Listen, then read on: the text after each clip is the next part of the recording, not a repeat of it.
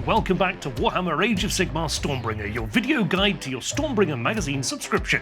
In this episode, we're getting into the painting groove with issue 4 and your first set of Citadel paints. I'm Alex. And I'm Lizzie. We'll also be learning about the embattled city of Skyheld in the realm of beasts, and putting your entire collection of miniatures so far to the test in a furious battle. Let's get started. Although the mortal realms are overrun by the forces of chaos, destruction and death, there are many bastions of order keeping Sigmar's faithful safe behind their walls. Skyheld is one such citadel, nestled in the mountaintops of Ramhut's Spine in Gur. In this issue, you'll find out why its hardy inhabitants chose such an inhospitable place to live, as well as the many threats that face them. Like many cities of Sigmar, Skyheld is defended by a storm host of the Stormcast Eternals. In this case, the crimson-armoured Iron Thanes. These expert hunters draw their enemies into treacherous terrain, letting the wilds of Gur take their toll before moving in for the kill. While we'll be painting our Stormcast Eternals in the colours of the Hammers of Sigmar today, you will get the chance to create your own Iron Thanes in a later issue. Speaking of painting, I think it's about time we cracked open our pots and got started on our first models. Now that you have a solid collection of models, the next step in your hobby journey is to get some paint on them. Painting is very rewarding, turning your blank plastic figures into a realm-conquering army with boatloads of character. The Citadel paint range has hundreds of colours to choose from, and you can use whichever you like. In fact, coming up with your own colour scheme is part of the fun. Gather up your paints and brush. First, you'll want a pot of water for thinning your paints and cleaning the brush. A simple ceramic mug will do fine. Ideally one that you won't mistake for a cup of tea. Or you can pop down to your local Warhammer store and buy one of our specialised Citadel water pots, which have ridges and grooves on the inside to help get all of the paint out of the bristles. A palette will come in useful, as you can use it to mix your paint with a little bit of water to help it flow nicely, giving you nice even coats. You can pick up a palette pad from your Warhammer store if you like, but for now, an old ceramic plate or tile will work nicely. Don't mix too much water with the paint, and a few sheets of paper towel will let you get the excess off. Lastly, make sure to paint in a well-lit area, so you can see everything clearly. Natural light is best, so painting during the day near a window is ideal, but a desk lamp or two will do the job. Okay, Lizzie, ready to get started on the Stormcast Eternals? Absolutely, let's get cracking. We're going to be painting the Stormcast Eternals in the gold and blue of the Hammers of Sigmar, the first storm hosts that Sigmar forged, and the ones you'll often see on boxes and books. They're pretty simple to paint, so let's start with Retributor armour. It's normal for the paint to settle and separate in the pot over time, so give it a good shake until it's a smooth, even colour. Break the seal and push the lid until it clicks into the tab at the back to help keep the pot open while in use. First, we're going to apply what's called an undercoat, giving the model a solid base that other paints will stick to. Wet your brush with a little water, wipe any excess away on the paper towel so it's damp but not sodden, and load the bristles with a little paint from the reservoir inside the lid. Take care not to get paint all the way up to the metal at the end of the brush, which is called the ferrule, as this can damage the brush as it dries. Just about halfway up the bristles is fine.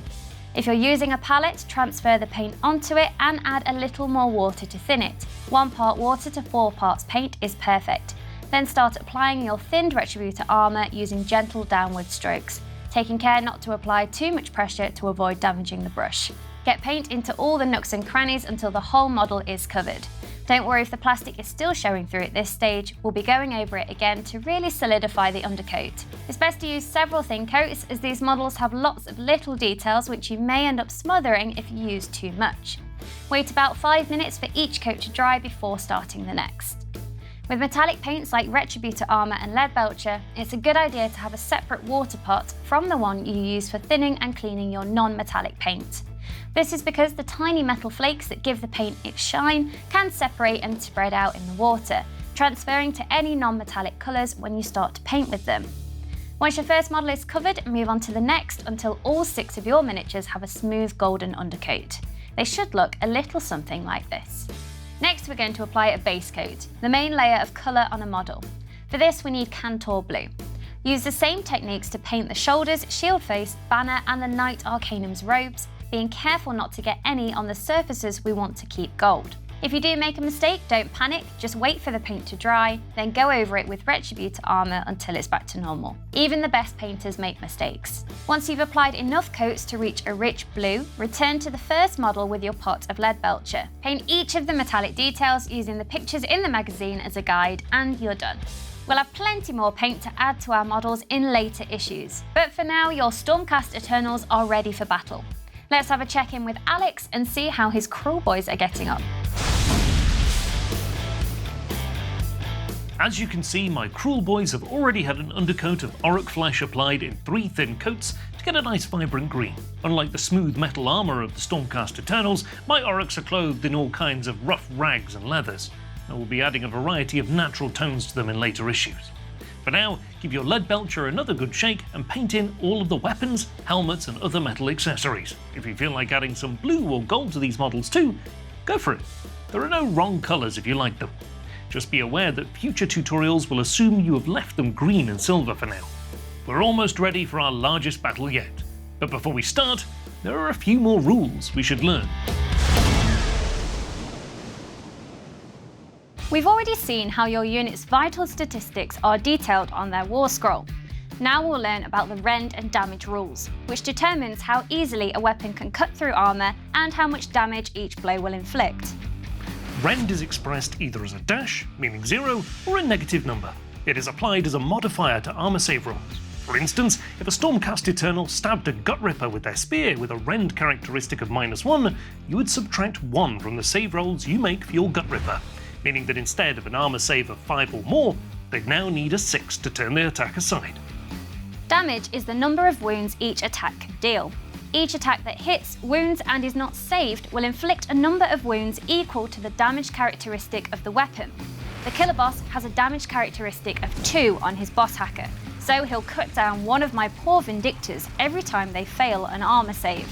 Let's hope those shields do their job. In this battle, Unleashed Fury, both armies are throwing everything they have into the fray, hoping to drive off their foe once and for all.